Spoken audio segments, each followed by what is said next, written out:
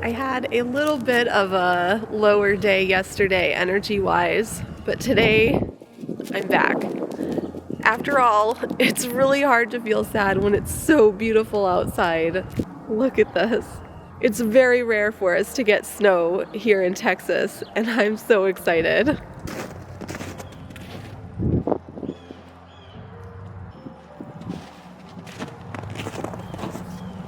Hi everyone, I'm Daisy Victoria, and welcome to a very special snow day. It's very rare to get snow in Texas, so imagine my surprise when this was the landscape I found outside. And what better opportunity to bring out my favorite winter wardrobe item. I always find myself having lower energy in the winter, so when we got snow, I knew that I had to get my energy levels up enough to get out and take advantage of it. I wanted to take photos, I wanted to film, and I did. I got myself moving and I prioritized the snow over everything else because I knew that it would be gone in just a few days.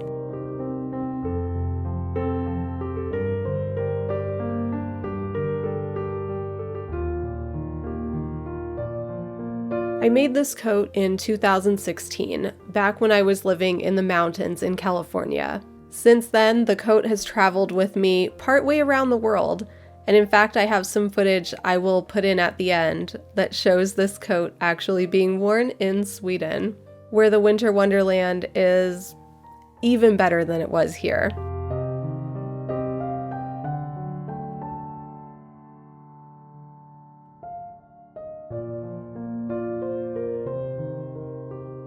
I designed this coat using inspiration from some of my favorite aspects of medieval costume.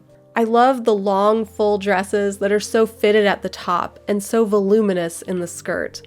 For this coat, I left the front of the skirt open with buttons going up the top portion of the coat, and I made the skirt a bit less full than I usually would make it for my medieval gowns. The fabric is this really nice, thick upholstery material with a damask brocade design, which really reminds me of late medieval and Renaissance fabrics. In fact, I used some of this same fabric on my partlet and the trim on my 16th century Cleves region German dress, which you can also see in a video on my channel.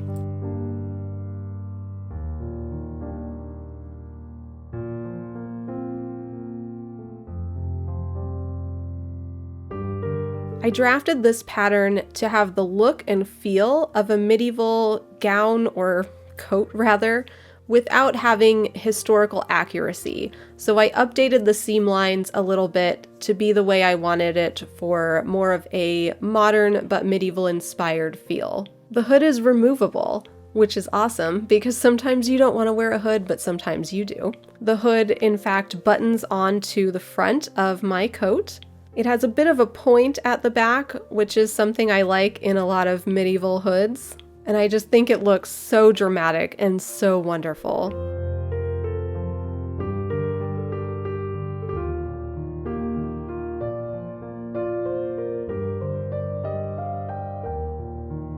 The details I added to the coat, the buttons, that beautiful black Venetian lace that's all around the edging of the sleeves and the hood, right down to the collar, were all kind of taken and inspired from medieval ideas and worked into the design in the way that I felt brought me joy.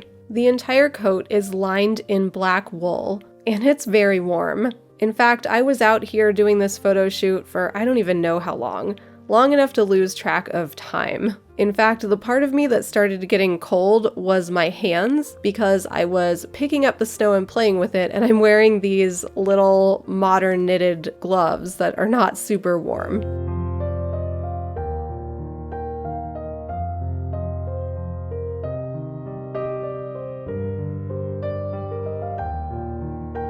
This coat represents so much of what brings me joy. I feel this is the intersection between fashion and costume, between modern fantasy and historical. Every material, from the fabrics, even down to the buttons and the lace, has that air of fantasy rooted in a medieval or Renaissance historical basis. And of course, it has pockets.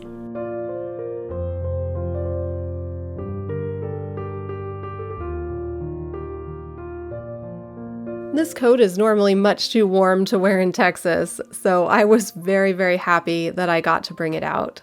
I think this is a great example of my version of history bounding, in which I'm inspired by a historic period, and then I design something that's a little bit brought into the modern fantasy realm as well. Sometimes we just need an article of clothing that really brings us joy and really speaks to us on a soul level.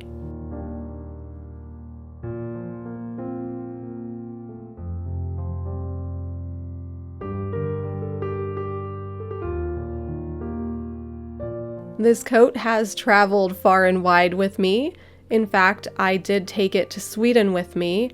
It was really nice and worked quite well in Värmland, which is in the west of Sweden, where my family lives.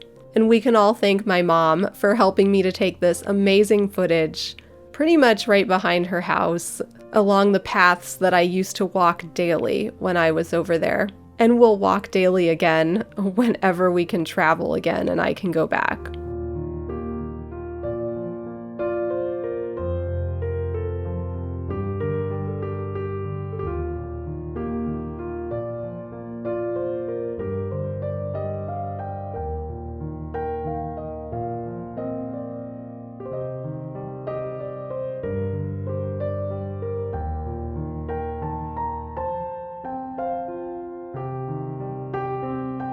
I hope you enjoy these beautiful shots I've never shared before. I took all of this footage along the path where I used to go längdåkning, or cross-country skiing, every day. If one ever wonders why I love snow, or why I may get homesick for other places, one must only look as far as right here.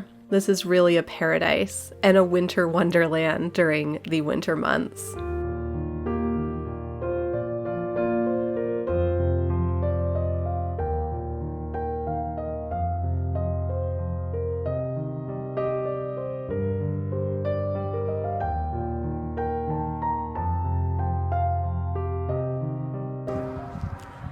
Now it's the afternoon and I've done my medieval history bounding photo shoot and snow frolic adventure. And now the snow is all melting because it's been sunny today. It's still below freezing temperature, but the sun just takes the snow away. So I'm hoping that maybe we'll get a little bit more overnight for tomorrow, but other than that, it's about to start warming up again. So I am very, very grateful that we've gotten to have as much snow as we have actually gotten this year. It's snow amazing.